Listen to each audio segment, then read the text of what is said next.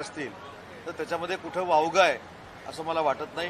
दुसरी महत्वाची गोष्ट की ज्या पद्धतीनं मुख्यमंत्री पदासाठी एकनाथ शिंदेसाहेब भेटले हे सांगण्याचा काही केविलवाणा प्रयत्न काही लोक जे करतायत त्यांना हे देखील मला सांगायचं आहे की पहिलं मुख्यमंत्री व्हायला कुवत देखील असावी लागते, धमक देखील असावी लागते. नुसतं बोलून काय होत नाही. त्याच्यामुळे मुख्यमंत्री पदासाठी एकनाथ शिंदेसाहेब अमित शहा साहेबांना भेटले अशा पद्धतीची लोक जी बोंबाबोंब करतायत त्याच्यामध्ये काहीही तथ्य नाही. मुद्दा असा आहे की दिल्लीला गेल्यानंतर महाराष्ट्राच्या विकासाच्या संदर्भात देखील चर्चा झालेली आहे आणि महत्वाचा मुद्दा असा आहे की या सगळ्या ह्याच्यामध्ये गेली 3 वर्ष माननीय एकनाथ शिंदे साहेबांना टार्गेट करून त्यांची बदनामी करण्याचा डाव काही लोकांनी जो आखलेला आहे त्याच्यातलाच हा एक भाग आहे. आणि सुरुवातीला सांगितलं, सकाळी देखील मी सांगितलं की माननीय एकनाथ शिंदे साहेबांनी जो उठाव केला त्याच्यातनं जी जखम झाली ती विधानसभेच्या निवडणुकीच्या निमित्तानं त्यांची जखम वाढली. आणि ती कशामुळे वाढली तर महाराष्ट्रातल्या जनतेने एकनाथ शिंदे साहेबांचं नेतृत्व सर्वमान्य केलं. वंदनीय बाळासाहेबांचा विचार नेणार पुढे घेऊन जाणारं नेतृत्व हे एकनाथ शिंदे साहेबांचं आहे, शिक्कामोर्तब झालं. म्हणूनच 80 पैकी 60 जागा आमच्या जिंकलेल्या आहेत आणि त्याचा पोटसूळ, त्याची पोटदुखी ही सगळ्यांनाच आहे आणि त्याच्यातनं शिंदे साहेबांना बदनाम करण्याचा केविलवाणा प्रयत्न. आमच्या आमदारांना कुठेतरी नोटीस पाठवल्या जात आहेत आणि त्यामुळेच एकनाथ शिंदे हे भेटले असं हे अमित शहांना ते सांगताना काय ते मिलिंद नार्वेकर साहेबांबरोबर कुठच्या पत्रकारांना जायचं, कुणी नाही जायचं, या पत्रकारांचा लोकशाहीतला एक भाग आहे. आता मिलिंद नार्वेकर पत्रकारांना घेऊन जर विधान परिषदेमध्ये गेले असतील ते मात्र मी बघेन, पण सध्या तर कुठे गेलेत मला माहित नाही. काल एकनाथ शिंदे दिल्लीला गेले होते, 2 दिवसाचा दिल्ली दौरा होता, त्यामुळे हे सगळं लपून का झालं, माध्यमांवरती या बातम्या आल्या नाही आणि आल्या तरी मग त्या खूप दाबल्या गेल्या. असं काय बंधन नसतं की प्रत्येक गोष्ट वैयक्तिक काम करताना माध्यमांना सांगितलंच पाहिजे. कारण नाही, विरोधक टीका करू देतो. विरोधक टीका हे अजून 25 वर्ष करणार आहेत आणि माननीय एकनाथ शिंदे साहेबांनी दाखवून दिले त्यांच्या टीकेनं त्यांना काही फरक पडत नाही. ते हत्तीसारखे चालत असतात, भुंकणारे भुंकत असतात. नाही, पण राऊत असं म्हणतायत की एकनाथ शिंदे यांच्या आमदारांना नोटीस पाठवून त्रास दिला जात असल्याचं हे सांगतायत अमित शहांना आणि अशा प्रकारे एकूणच कुठेतरी अंतर्गत कुरघोडी.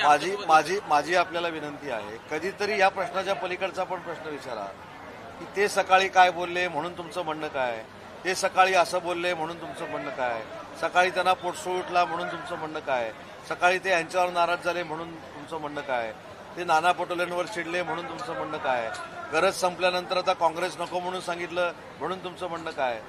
मला असं वाटतं की गिरणी कामगारांच्या प्रश्नावर तुम्ही मला प्रश्न विचारा. गिरणी कामगारांना जो ऐतिहासिक निर्णय घेऊन आम्ही घरं देतोय ते त्यांच्या दृष्टिक्षेपात तरी आहे का? काही लोकांनी तिथे जाऊन भाषण केलं. मी असतो तर गिरणी कामगारांची घरं 3 वर्षात 1 लाख दिली असती. अरे काय अर्थ आहे त्याला? कोण काय जादूगार आहे का? हा काय तुफान पिक्चर आहे का? ही गाडी फिरवली आणि 3 लाख घरं झाली. त्याच्यामुळं कृपा करून माझी आपल्याला सगळ्यांना विनंती अशी आहे की एक पत्रकार परिषद झाल्यानंतर त्याच्यावरचेच प्रश्न विचारण्यापेक्षा महाराष्ट्रामध्ये महाविकास आघाडीच्या निमित्तानं केलेली जी विधानसभेतली कामगिरी आहे, महाराष्ट्राला कशा पद्धतीनं आम्ही पुढे घेऊन जातोय, महाराष्ट्राच्या मराठी माणसासाठी आम्ही या विधानसभेमध्ये काय केलं, आम्ही ज्यावेळी AVGC पॉलिसी आणली गेमिंगमध्ये, कॉमिक्समध्ये, त्याच्यामध्ये देखील मराठी माणसाला स्थान ठेवलं, मराठी माणसाच्या स्टुडिओला अनुदान देण्याचा आम्ही निर्णय घेतला. याच्यावर आपण जर चर्चा केली तर मला असं वाटतं की महाराष्ट्राच्या दृष्टीनं विधायक चर्चा आहे. यांच्या पत्रकार परिषदेवर बोलणं आणि चर्चा करणं आणि ह्यांना उत्तर देणं म्हणजे हा नुसता टाइमपास आहे आणि आमचा वेळ फुकट गेल्यासारखा आहे. विधान परिषदेमध्ये काल एक लक्षवेधी मांडली गेली होती सिडकोच्या घरासंदर्भात. त्याच्या किमती कमी व्हाव्या अशी मागणी झाली आहे. सिडकोने आवडचा सर्व भाव लावलेला आहे. काही अशा त्यांच्या त्रुटी आहेत सिडकोच्या, त्यामुळे तुम्ही बैठक लवकरात लवकर लावू. आणि तुमचं मनापासून अभिनंदन. सिडकोच्या बाबतीतला प्रश्न तुम्ही विचारला त्याचं मी उत्तर देतो की सिडकोचे भाव हे बाजारभावाच्या किमतीपेक्षा कमी असले पाहिजेत ही ती भूमिका होती आणि त्याच्यामुळं माननीय उपमुख्यमंत्री, नगरविकास मंत्री त्याच्या संदर्भात बैठक घेणार आहे. पण अजून एक झाली लक्षवेधी, ती कदाचित तुमच्या पाहण्यात आली नसेल, ती म्हणजे मिठी नदीचा गाळ.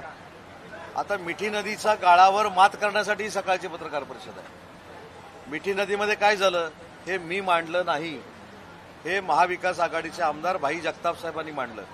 काय मांडलं की गाळाचे डंपर फोटोमध्ये दाखवले गेले, त्या डंपरमध्ये गाळ नव्हता.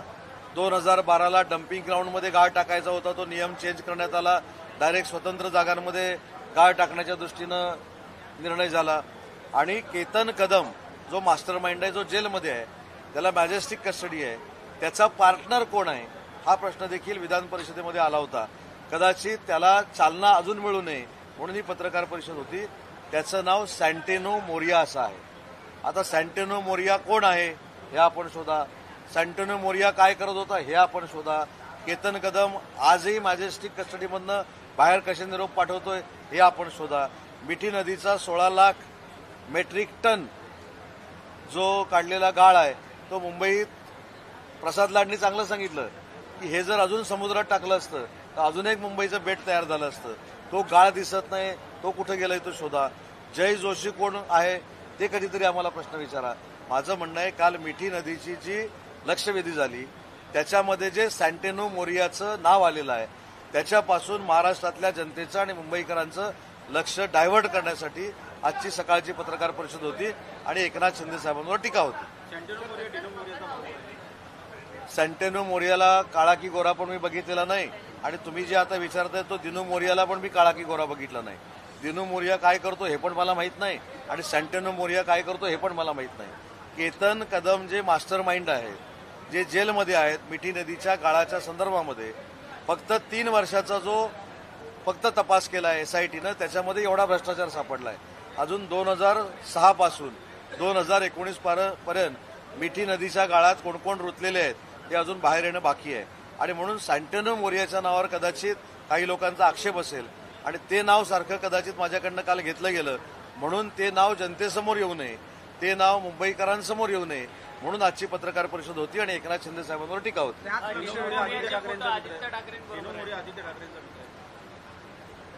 आदित्यजींचा मित्र दिनू मोरिया आहे की नाही मला माहित नाही.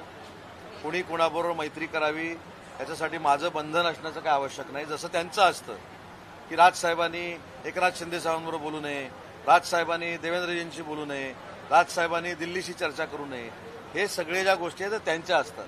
कुणी कोणाबरोबर मैत्री करावी, कुणी कोणावर वैयक्तिक लाईफमध्ये जेवायला जावं हा प्रत्येकाचा वैयक्तिक प्रश्न आहे. त्याच्यावर मला टीका करण्याचा अधिकार नाही. मी केतन कदमच्या बाबतीमध्ये बोलतोय. मिठी नदीचा गाळ काढण्यामध्ये जो जेलमध्ये आहे त्याचा पार्टनर बरा केतन कदम करतो काय हे देखील आपल्याला माहिती असलं पाहिजे. केतन कदमचे नाईट क्लब होते. केतन कदमचे नाईट क्लब तो जेलमध्ये गेल्यानंतर बंद झाले. केतन कदमची मयूष नावाची एक हॉटेलची चेन आहे ती देखील काल मी लक्षवेधीमध्ये सांगितलं की याच्यामध्ये अनधिकृत काय असेल आणि अनैतिक काय असेल ते तातडीनं एसआयटीनं याच्यामध्ये लक्ष घातलं पाहिजे. बरा गाळासंदर्भातलाच फक्त प्रश्न आहे का तर नाही, त्याच्यामध्ये अजून 1500 कोटी रुपयाची जी कामं केलेली आहेत त्याचा देखील प्रश्न आहे. आणि म्हणून मला प्रामाणिकपणानं सांगायचं की मिठी नदीच्या गाळाचा प्रश्न हा जास्त लोकांसमोर येऊ नये म्हणून सकाळची पत्रकार परिषद होती. तुम्ही या सगळ्या लोकांना अगदी जवळून ओळखता. आदित्य ठाकरे यांच्यासोबत तुम्ही काम केलेलं आहे. महाविकास आघाडीमध्ये तुम्ही उज्ज्वल मंत्री सुद्धा राहिलेले आहेत. आदित्य ठाकरेंच्या मित्रांसोबत देखील पहिली गोष्ट परत एकदा करेक्ट करतो.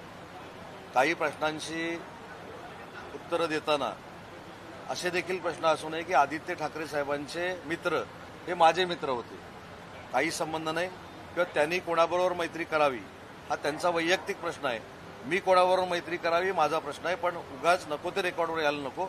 आदित्यजींचे जे मित्र होते त्यांच्याबरोबर माझा संबंध होता, माझी मैत्री होती हा प्रश्नच साफ चुकीचा आहे आणि त्याला मला उत्तर देखील द्यायचं नाही. पण एक देखील सांगतो वैयक्तिक आयुष्यामध्ये प्रत्येकानं काय करावं हा प्रत्येकाचा वैयक्तिक. त्याच लक्षवेधीमध्ये ठाकरे गटाचे आमदार अनिल परब यांनी देखील मागणी केली की या सर्व प्रकरणाची पारदर्शक चौकशी व्हावी, A to Z चौकशी व्हावी. मग स्थायी समिती असेल किंवा महापालिकेतले अधिकारी असतील, इनडायरेक्टली कुठेतरी बोट शिवसेनेकडे होता की जेव्हा स्थायी समितीमध्ये जी लोक होती ते तर तुमच्याकडे आहेत, त्यामुळे पारदर्शक चौकशी. काय झालंय सध्या की आपल्यामधल्या देखील काही लोकांना एखादी टीका झाली की शिंदे साहेबांकडेच बोट आहे असं.